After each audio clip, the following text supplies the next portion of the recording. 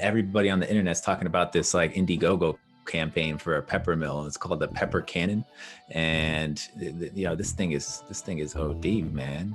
The pepper cannon. It's like $200, but I don't know why. Like, I didn't think I was gonna go this deep into a rabbit hole looking for a pepper mill, but I'm deep, like reading comments about this pepper cannon. No, I feel like I'm gonna jump down the rabbit hole of why. What's going on, everybody? Welcome to Without a Roadmap. This is the podcast for product folks who don't have all the answers. My name is Yonas, joined here by my co-host Cam. What's going on, everybody?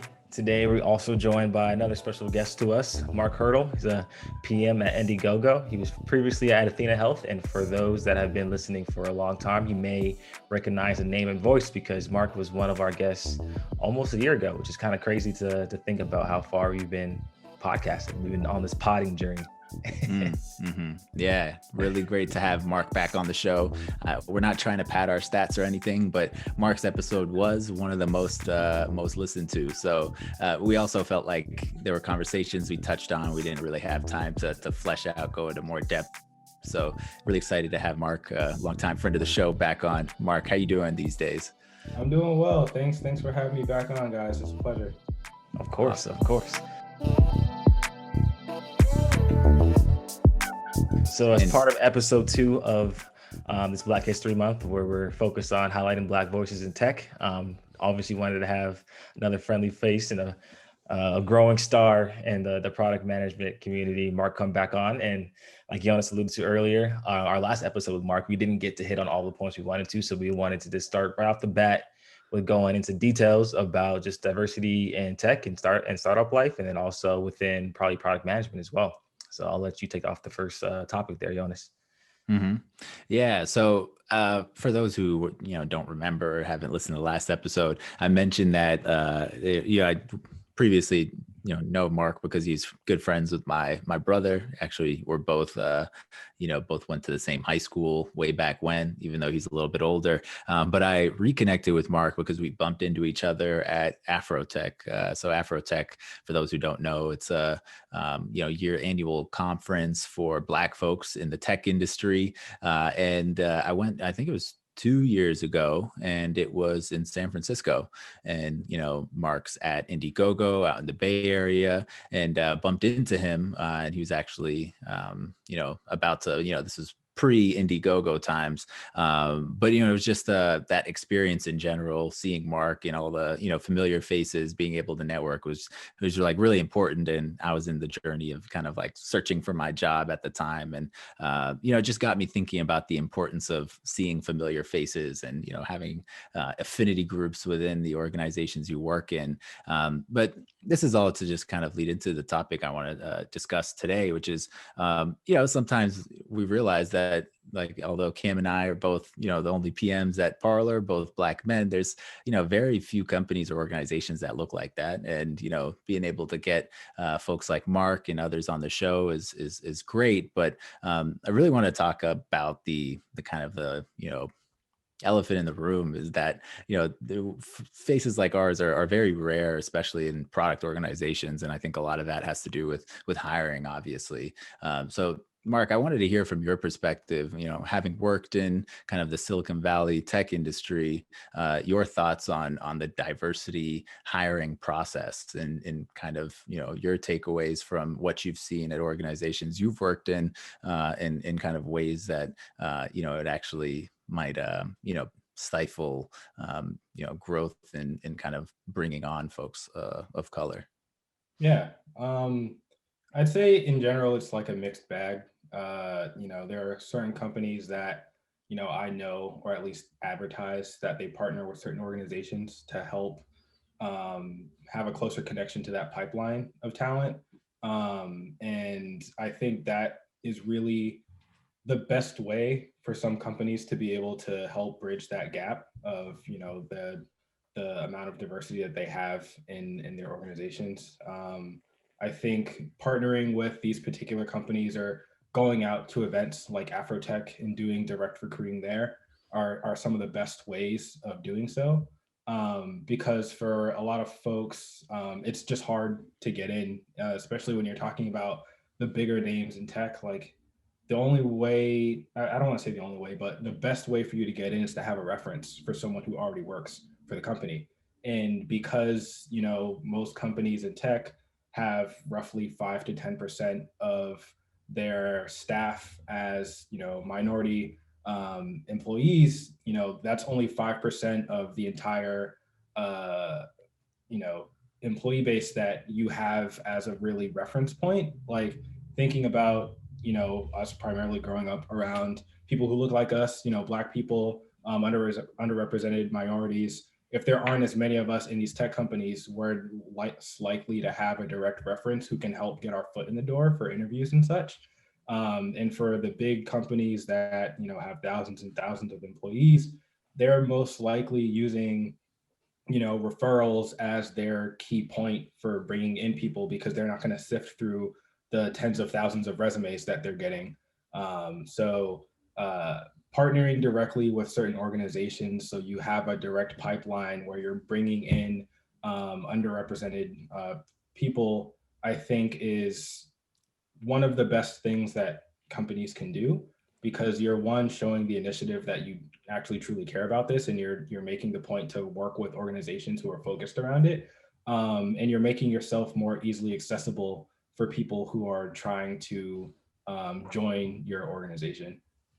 Just like putting your positions up there and waiting to see who applies and saying that you're not getting minority candidates, or you're not finding well qualified minority candidates isn't really enough, because at the end of the day, you're most likely not paying as much attention to them because you're focused primarily on the referrals, or you're looking for people who have far more years of experience in this space, which is difficult for us as it is because we have a hard time getting in the space to begin with. So we're going to have a harder time competing with people who have vast more years of experience if we're having, it's taking us longer to get in than it is for other folks. So one of the things sorry, go ahead. I was just saying, it's a cycle, Yeah, it's a cycle. And one of the things that I've seen that's been successful, kind of firsthand, is partnering with particular organizations that help bridge that gap for companies. They have the talent pool of the underrepresented minorities. They have the kind of the backing of their expertise and their skill set, and they're really just partnering with companies like, hey, if you have such and such position to fill, we have this pool of people who are well qualified to help fill that. And from there, it's just having the interviews and establishing the culture fit. But you're helping to bridge that gap by directly working with organizations who are focused on doing so. Yeah, it's really interesting. In my case, I got a job. Both Cam and I got this job technically through some sort of referral. I guess mine was much more direct. I knew the guy, the CEO of the company, and I can imagine from a startup's perspective that, like, yeah, it's like so much easier to hire somebody through a referral. It's you don't have to hire some sort of like headhunting firm, and you don't have to sift through a bunch of like random applications. So I can see why that's the case. And I sometimes, I don't know if it is fair to say that, hiring through referrals is, inherently, racist, but it is a cycle. And I think part of one of the things that companies need to do is recognize that. And while, if diversity is an important kind of important initiative in your company, you have to do the things that are more difficult and go out of kind of the the easier path of just hiring through people and actually seek out those underrepresented populations. Right. I think another point on this is just, especially like in the tech industry, I feel like, for one, just broadly, a lot of people don't know the exact roles within tech companies now. Like a lot of people still don't know what product managers are, what like customer success managers are, and the other various roles within a tech company. I think that's still a fairly new concept being talked about. We know because we live and breathe it every day, and the people we follow on LinkedIn, Twitter, social media, and all the things we read, we know about it because that's the world we live in. But for folks that are especially in college or just brand new to college or about to graduate, they may not even know that these type of roles exist, depending on the school they're in or the area of the school that they're going to. Like for example, I didn't know what product management really even was when I was coming out of college, and that was 4 years ago now. And then you combine that with the fact that there's not a lot of people of color in like these major colleges that actually have the larger organizations come recruit. And so then it's like a combination of not knowing what these roles are and then also not having access to like these career developments that are going through college. And I think the thing I kind of want to talk about or maybe get into a little bit is how do we shift the conversation for requiring certain user experience for like these entry level positions for like an entry level product manager, account manager, customer success, SDR?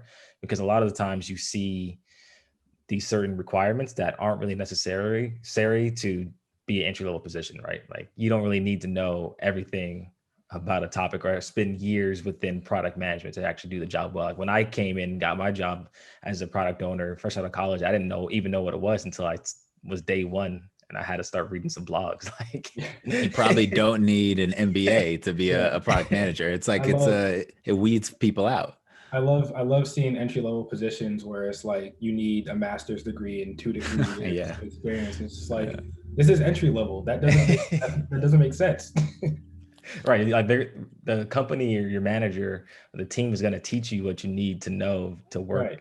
to work for them and to like for you to be successful at that company. And so I think that's probably one of the biggest things that I really don't like in terms of like the hiring of new grads is that all this years of requirements of experience or even internships, because sometimes you can't afford to take a non-paying internship to shadow somebody in product or whatever it may be, because you have to go home and actually work in the summer to provide for yourself and for your family in some cases. Right. I completely agree with that. Like, you know, there are times where you definitely have to work not only during the summer, but like after class. You have to have a job to help support yourself and support your family. And the reliance on students having internships in between classes or, outside of class and having that be the experience they need to get into these entry level positions, to me, it's kind of backwards. Like if it's an entry level position, it should be for people who are at the entry level and don't have, the experience. Like, what is it? It kind of hurts the value of all of the time and effort you put into getting your degree in a sense, because you spend all this time learning all this material and you're being told this is what you need to be able to get a job. But then when you graduate, you can't find anything because you don't have the experience. And you would think that the courses you took and the projects and things that you learned throughout your classes would give you that experience you need for an entry level position. Right. And it's extremely disheartening for folks to like look at these positions and see that they require advanced degrees or years of experience, because that deters them from looking into the field in general, and then they look towards other positions or other industries where the requirements aren't as high, right? So that in itself is a barrier for folks to be able to join, because they get deterred from the amount of experience that is required that they don't have, because you naturally wouldn't have that just coming out of college. Right. And like to go back on internships, like usually these bigger tech companies that have the resources to actually go and recruit at the different various colleges and run all these programs, that still comes with the inherent bias that not many Black people or other minorities are going to be um, available to actually interview for those internships, right? And then the goal with the internship, obviously, like especially heading into like your last 2 years or your last year of college, is to get that full-time offer in the summer, so that when you start your senior year, you're already set, locked in with the job for when you graduate. And so that's kind of just this, like Jonas was saying, it's a cycle of just keep repeating the same things. Where you go to a college, you recruit all these internships, and then you come away with, you have maybe 1 to 2% of all your internships are Black or other minorities, and so you are probably going to hire, or hopefully the goal is to hire those internships into full-time employees when they graduate. And so you're just repeating the cycle over and over again of not really getting a diverse group of employees for your company. Yeah. I think it's really great that I don't know the last time I've seen like an internship position that was not paid, because I know previously a lot of folks that I grew up around would, like, over the summers, even college students during their summer programs would end up doing retail positions, or not able to really get in those tech internships because they needed money. They needed to help pay like the rent with their family and make sure that they're taken care of and that they're saving. And for a lot of folks, and this was me included, I was able to take some of those unpaid internships because I'm privileged enough to have a family that was willing to support me. I wasn't really thinking about having to get my savings up. I am now, but it's I think it kind of, yeah, you gotta now what am I, 25, almost 26? But yeah, I think it was like what kind of highlighting the income inequality as well. It's like, if you can't afford to take a go to business school, get a master's out of college, or take a unpaid internship to get that experience, to get that entry level position in the first place, then you're never really going to be on the same playing field as everybody else. Right. I think that kind of goes hand in hand. It's like our next topic. It was like working in. So I think it's more relevant for Mark. We want to hear your thoughts since you worked in the Silicon Valley tech scene. It's like once you get there and you actually get into a position, a tech company, and you're around all of these other people that you may be looking up to or just think so highly of, just because they're in these management or executive or just higher roles. Like, how do you cope with just feeling insecure about your own skills and abilities? I think for me, like, that is very much reality. Like, I am definitely the type of person to second guess myself very often. So when I'm in meetings with others who I feel like it, I would say, it's not rare for me to be in a meeting and feel like I'm not the smartest person in the room. But that I don't think is a bad thing. And I think that actually serves my benefit because it allows me to be more of a listener and better kind of appreciate the thoughts and perspectives that I'm hearing from others in that room. Because I see that as an opportunity for me to grow, right? Like, I don't feel like I'm the smartest person in the room. I don't feel like I have all the answers. Well, here's a group of people who are discussing these matters, and I can take away from what they're saying and learn from that. So I can have a better understanding of the situation or feel more confident in my perspective on what the right solution is. So I think it's taking that kind of insecurity of not feeling like you know everything, or you're the best PM in the world, and using it as a learning opportunity, because at the end of the day, like, you're most likely not going to be the smartest person in the room, and you're most likely not going to know everything. And even if you feel like you do know everything, probably shouldn't act like it all the time because people aren't going to want to work with you anyways. But I use it as a tool for me to grow and become better, because I'm more of an active listener as a result. I don't go into meetings feeling like I know the exact answer. So when people are providing alternatives or stating their points of view, I'm not just blocking those thoughts because I feel like I know everything or I have the right answer already. I'm taking into account what everyone else is saying, or at least trying my best to address any of the alternate points of view that others have, because I feel like I have something to learn from everyone that I work with. For me, that helps. That helps any feelings of insecurity I may have, because I know that I can at least turn it into a learning opportunity, so I can, be better or feel more confident next time. I also think, yeah, that's really great of you to be like vulnerable and share that, because I think a lot of people feel that way. So I appreciate that. But on the flip side, I think it's really validating the fact that you're in this, with this title, the product manager in and of itself. It's crazy how many people reach out to me asking for advice and how to become a product manager. I'm sure the case is the same with you two. And so, not only being a product manager, but doing so at a successful company in, a tech landscape like, the Bay Area, where there's just so much competition. So, I think at the same time, it's like a balance of understanding that, you're in this position. I think it's like we're, going to Belmont Hill. They always told us like, it's to believe it yourself, because if you made it this far, they gassed us up a little bit too much, man.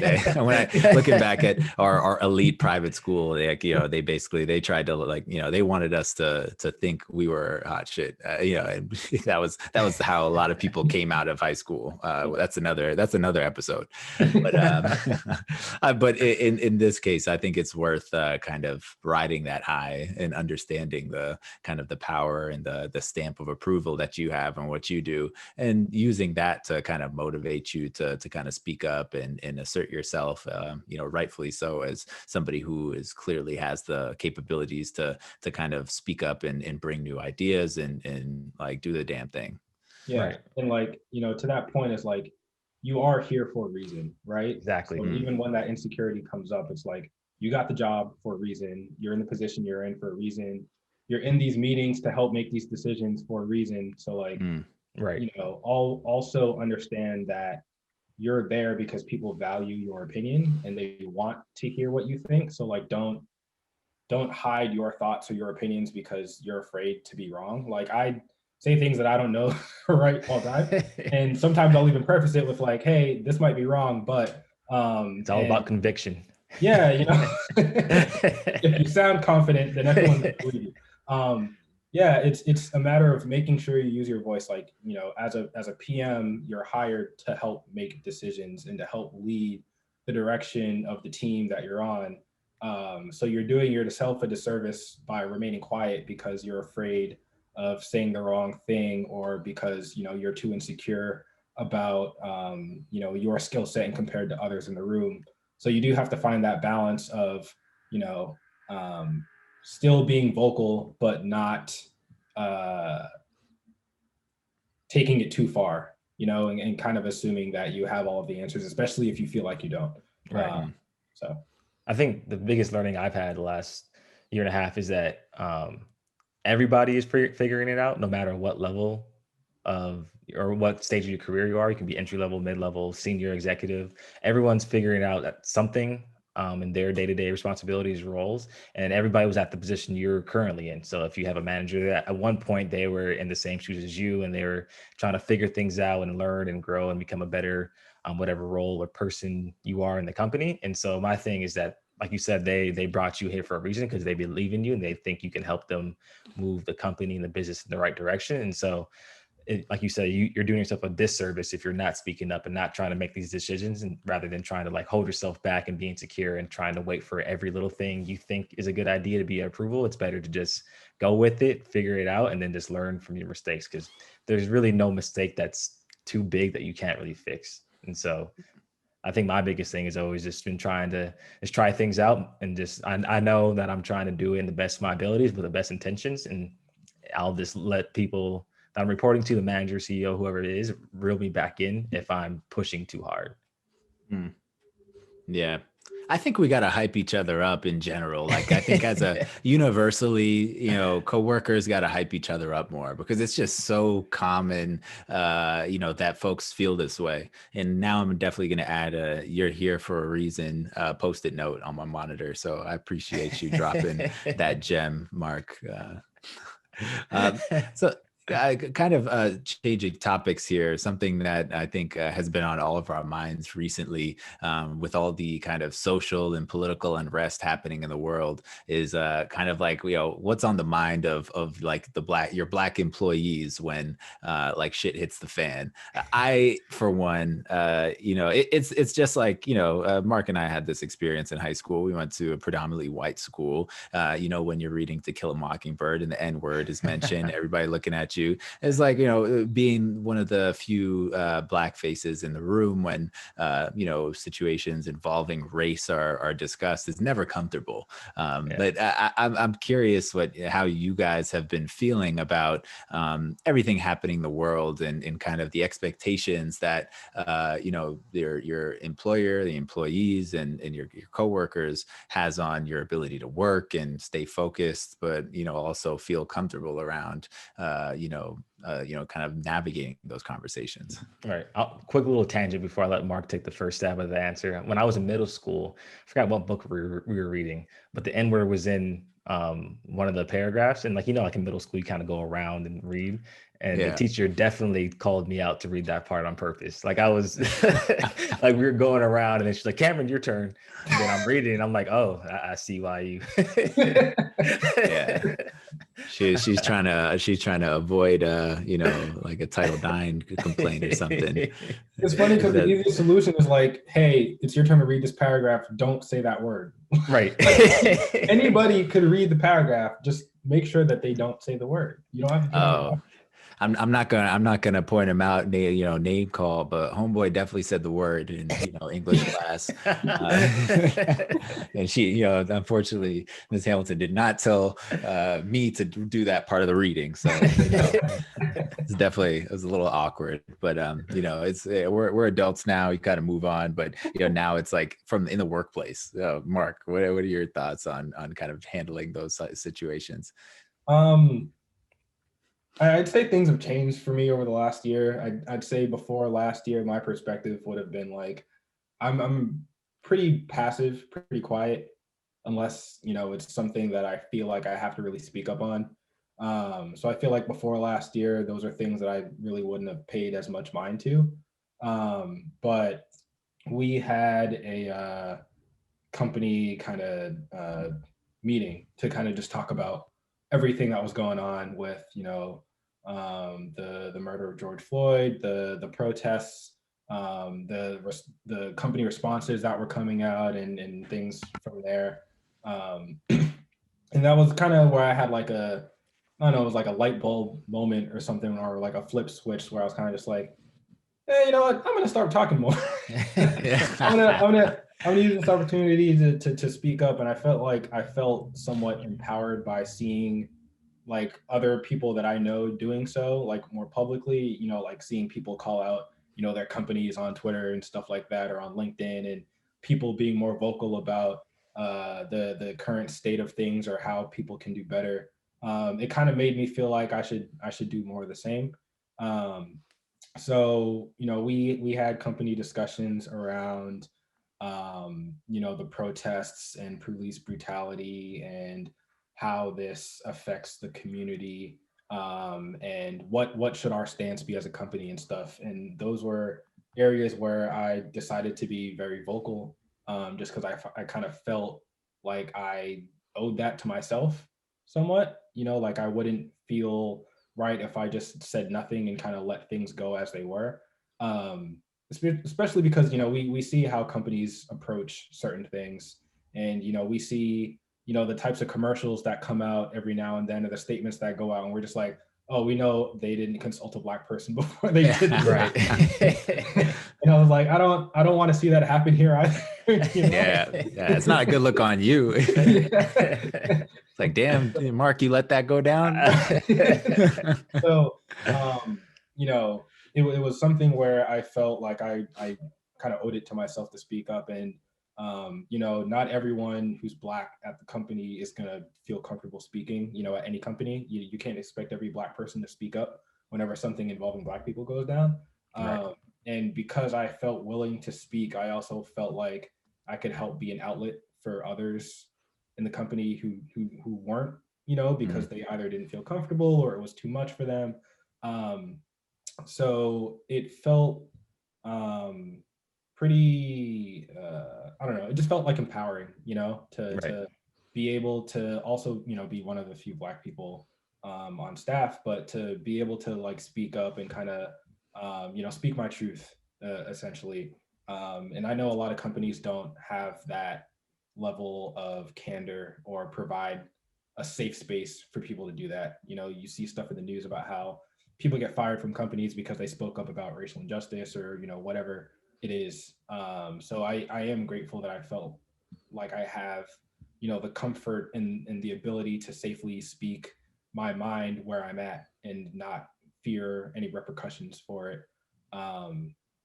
But yeah, that's kind of how I handled the situation. You know, we had these town halls. We came up with a company statement, and I was fortunate to be involved in the process of drafting that.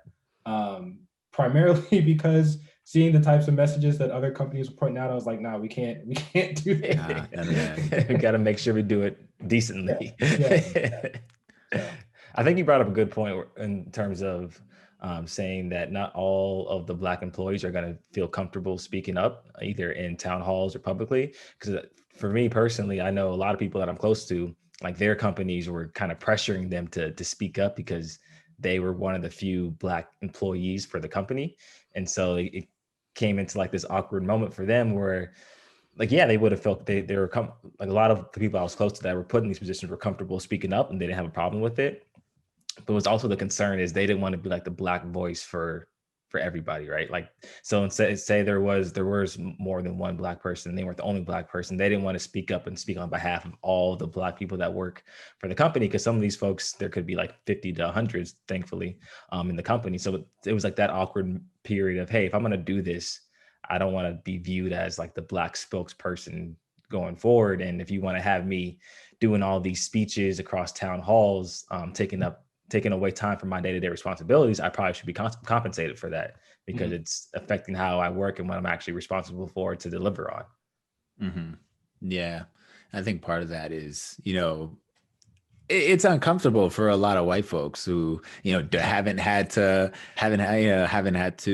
navigate that. And now we're in a, you know, kind of a time where people are trying to be more sensitive about that. They don't want to seem like they're not, you know, supportive of their colleagues, which is great. But sometimes it leads, you know, good intentions, but, you know, causes, you know, even more, you know, kind of work expected out of the people of color working there. So I think, like, you know, I'd be interested to hear y'all's thoughts on this, but in my opinion, I'm, you know, similar to Mark. I don't think I want to, like, I wasn't looking forward to people reaching out and asking me for my thoughts, you know, like that's not my job to present you with my thoughts. But I think you know, in my opinion, what I look for in allies and the workspace and friendships is that they are supportive and that they listen. You know, those two to me are, you know, kind of the main things that I look for, especially in the workspace. Like in a lot of times I'm not kind of looking for,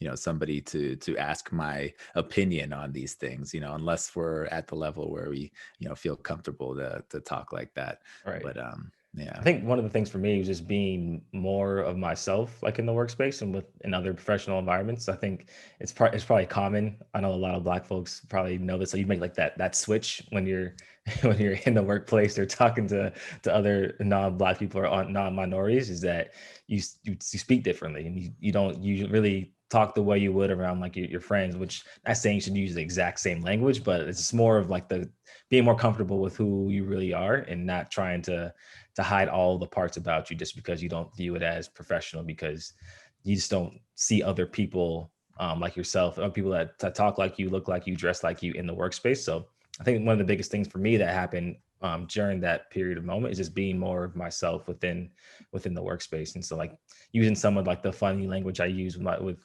other folks that I may not work with, but is also still work appropriate. So that was one of the biggest things for me, and that during that period that I thought through. So kind of in line with that, I'm curious, you know, there's on the one hand is kind of looking out for people you work for and the internal conversations, but I'm interested in your thoughts on kind of externally, you know, how companies respond to these things, and maybe even going into, you know, whether or not, you know, companies should, you know, react in some cases. Like I think in a situation like Indiegogo, you know, you kind of have this like B2C, you know, kind of more, you know, public, you know, kind of business, than a company like ours, Parlor, which is, we're dealing with individual customers. I don't think it would have been really necessary for us to make a public statement or take a stance on what's happening in the world. I think speaking internally was important, and if we were to make a statement, that that'd be fine, but I don't know that it was warranted. Nobody was asking for like Parlor's words on the death of George Floyd. That nobody asked for that. But in the case of like Parlor, the Parlor with the ER, that might warrant a statement. And I don't know if folks are familiar. Parlor, I don't know how to put it nicely. I think that people have been calling it the conservative Twitter, or kind of free speech Twitter. Maybe that's more accurate. That unfortunately shares the name with us. They got an E, we got the O. Get it right. But we're getting a lot of people reaching out to us on social media, people mistaking us for them. We're getting lots of page views. They probably helped our SEO, so shout out to them. But at the end of the day, like, does that warrant a response? Like, do we need to speak out? And what are companies' positions and kind of making responses to political topics? I'd say in your example, it's funny, last week with all the stuff going down with Robinhood, there is another like Robinhood I saw that company, and they made a statement saying that they're not the ones. So like, y'all could do the same thing with Parlor, like just put out a statement to say like, hey, we're Parlor with an O, not Parlor with the E. But in regarding company statements in general, like not every company needs to have a statement. That's just kind of how I feel. I think it's the standard thing that you see just all the time. One major company does something, so everyone feels like it's in their best interest to follow suit because you don't want to be called out as the one who didn't. I think when it comes to making statements, the value in it is what your action is going to be, or your plan of action. If you don't have a plan of action, then I don't think there's a point in putting out a statement. So, a lot of companies put out, we stand in solidarity with our, Black employees, Black Lives Matter, we're against police, brutality. And like, cool, that sounds nice, but that doesn't really mean anything, that doesn't indicate what you're going to do. Like you say, you stand with your employees. Okay, what does that mean? How do you stand with your employees? Like, are you doing anything for them? Are you doing anything to get more of them? Like, how exactly? What does that mean that you stand with your employees? So statements like those I don't really like, because I don't think they say or mean anything. The statements that particularly speak to what people are going to do as a result, I think are the ones that I like. So the ones that point towards how they realize they need to do a better job with having a more diverse company. So they're going to take the initiative to, open a more diverse pipeline, that they're going to donate to specific organizations, that they're going to take some sort of meaningful action. Like, those are the statements that I think really have value. I don't know who's on the Ben and Jerry's board, but they're killing it. The best statement of all time. They are the goats in this. I don't know who's coming up with that, but everyone needs to look at how Ben and Jerry's is making statements and follow that template moving forward. Yeah, I'm the same way with you. It's because a lot of these companies that feel like they need to put a statement out, or just put a statement out in general, usually have the power and money to actually make good change. And so it's to me, like when somebody like Facebook or Google like makes one of these statements, like I want to see like the exact actions you're gonna do as a result of the statement. So to me, I'd rather you take the time to formulate a plan, and then when you make your statement, you already have the plan laid out, rather than saying, we stand in solidarity, we're going to work to create a plan to increase diversity. It's like, no, I want to see what the plan actually is like right now. So you're not just saving face by saying you're going to create a plan, and then 6 months later, when it's not the trending news topic, you're not even doing anything about this anymore. Right. Yeah. And with all the execs like spending time crafting the statement in the room, if you took their hourly rate and you just put, put that towards some sort of, charitable donation, that would honestly be preferable. Yeah. Exactly. Much better use of your time. Right. Yeah. Right. Well, Mark, it was a joy to have you back on the show again. I appreciate you hopping on, sharing your thoughts, and being one of the faces we can look to show that everybody in the tech community that there's another Black face in the room and somebody that looks like them, also out here grinding and figuring it out and getting the job done. Absolutely. Appreciate y'all for having me on. Happy to do this any other time. And yeah, it's great what y'all are doing. Elevating Black voices in tech, elevating your own voices in tech, and putting yourselves out there and creating a platform for yourself. We need more of that. So keep doing what you're doing. One thing I want to call out that the people that are listening can't see Mark's shirt. It says, "Be you, they'll adjust." Yeah, man, I love that. I like that energy. That's my motto. That's essentially, especially with everything that's going on last year. It's just like, you don't do yourself any favors by trying to act like anyone else to appease others. There's a certain level of professionalism you have to have in the workplace, and there's a certain way you need to carry yourself. But at the end of the day, be you, and everyone else will adjust around you because they have to. And if you enjoy this conversations like this, please like, share it, subscribe for more. We hope to see you in the next one.